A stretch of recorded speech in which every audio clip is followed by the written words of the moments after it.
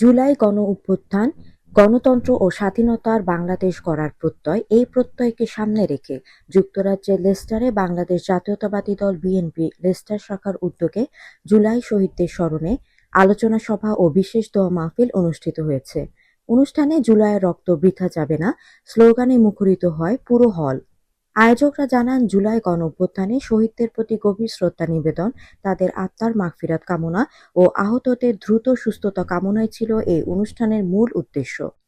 প্রধান অতিথি ছিলেন ইতালি বিএনপির সাবেক সাধারণ সম্পাদক আশরাফুল আলম। সভাপতিত্ব করেন ইতালি বিএনপির সাবেক সভাপতি জাফর বেনজাদিদ। প্রধান বক্তা হিসেবে বক্তব্য রাখেন মোশাহিদ তালুকদার। দোয়া পরিচালনা করেন আলহাজ বশির আলী ও মফিজুর রহমান। বিশেষ অতিথি হিসেবে উপস্থিত ছিলেন আলহাজ আব্দুল হান্নান, রাকিব আহমেদ কিরণ ও রাকিব আলী, আব্দুর রহমান, আমিনুর রহমান সহ আরো অনেকে। বিস্তারিত থাকছে আমাদের বার্মিংহাম প্রতিনিধি ফখরুল ইসলাম রিপনের প্রতিবেদনে ও মনোয়ার হোসেনের ক্যামেরায়। বাংলাদেশ জাতীয়তাবাদী দল বিএনপি যুক্তরাজ্য লেস্টার শাখার উদ্যোগে জুলাই আন্দোলনে জীবন উৎসর্গকারী বীর শহীদের প্রতি অকুট শ্রদ্ধা নিবেদন, বিশেষ দোয়া মাহফিল ও আলোচনা সভা আয়োজন করা হয়। সভায় নেতাকর্মীবৃন্দ শহীদদের স্মরণ করে তাদের আত্মার মাগফিরাত কামনা এবং তাদের স্বপ্নের সোনার বাংলা গড়ে তোলার লক্ষ্যে ঐক্যবদ্ধভাবে এগিয়ে যাওয়ার প্রত্যয় ব্যক্ত করেন। অনুষ্ঠানটি পরিচালনা করেন আব্দুস সালাম। সভায় অন্যান্যদের মধ্যে বক্তব্য রাখেন ওয়েসউদ্দিন, নিজামুদ্দিন, আব্দুল হামিদ সুইট, আলমগীর তালুকদার, মুজিবুর রহমান চৌধুরী, মশিউর রহমান উজ্জ্বল, হারুনুর রশিদ, শাহ আজমান, মিজানুর রহমান মিঠু, মোহাম্মদ রফিক, কাউসার বিপ্লব, জাবেদ খান, লুকমান হোসেন, আজিম উদ্দিন, আবুল হাশেম সহ বিপুল সংখ্যক নেতাকর্মী। বক্তারা দেশকে এগিয়ে নিতে বিএনপির ভারপ্রাপ্ত চেয়ারম্যান তারেক রহমানকে সর্বাত্মক সহযোগিতার আহ্বান জানান। তারা বলেন, লেস্টার সহ যুক্তরাজ্য জুড়ে জুলাই শহীদ দিবস যথাযোগ্য মর্যাদায় পালন করা হয়েছে এবং আগামীতে আরও বৃহৎ আয়োজন করা হবে। সভা শেষে বিশেষ মুনাজাত, জিয়াউর রহমান, বেগম খালেদা জিয়ার আত্মার মাগফিরাত কামনা করা হয়। একই সাথে তারেক রহমানের দীর্ঘায়ু, সুস্বাস্থ্য, জুলাই শহীদের আত্মার মাগফিরাত ও আহতদের সুস্থতা কামনা করা হয়। সৌদি আরবে অগ্নিকাণ্ডে নিহত 17 জন বাংলাদেশির আত্মার মাগফিরাত কামনা করে তাদের পরিবারের প্রতি সমবেদনা জানানো হয়।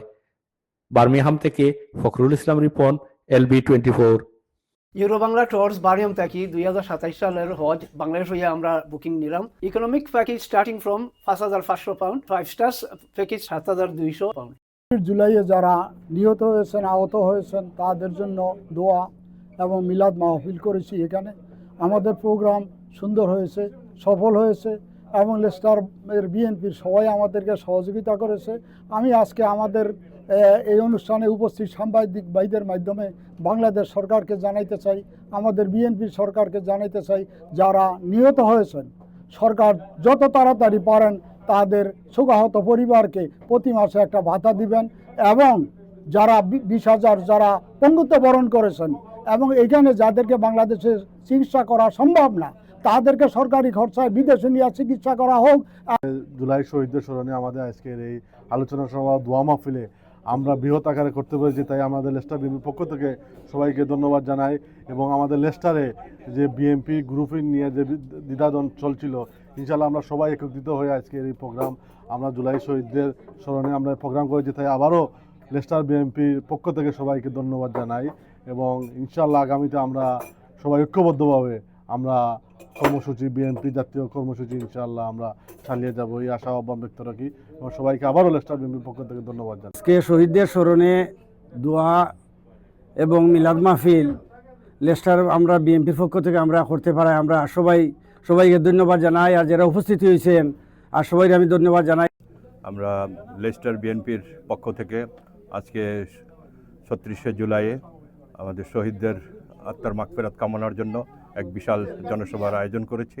এখানে আমরা দোয়া মাহফিলের আয়োজন হয়েছে এবং লেস্টার বিএনপি ঐক্যবদ্ধভাবে আগামীতে এইভাবে অনুষ্ঠান পরিচালনা করবে এই প্রতিজ্ঞাবদ্ধ আমরা হয়েছি। আজকে আমাদের যে দোয়া মাহফিল ও আলোচনা সভা অনুষ্ঠিত করা হয়েছিল লেস্টার বিএনপির পক্ষ থেকে, এবং লেস্টার বিএনপির সকল নেতৃকর্মী এবং অঙ্গ সংগঠনের সবাই একত্রিতভাবে আমরা যে অনুষ্ঠান আজ করেছি, আমি মনে করি এবং সবাই মনে করে এটা সাফল্য হয়েছে। ৩৬ জুলাই উপলক্ষে এখানে একটা দোয়া মাহফিল মানে আলোচনা সভা ও দোয়া মাহফিল করা হয়েছিল।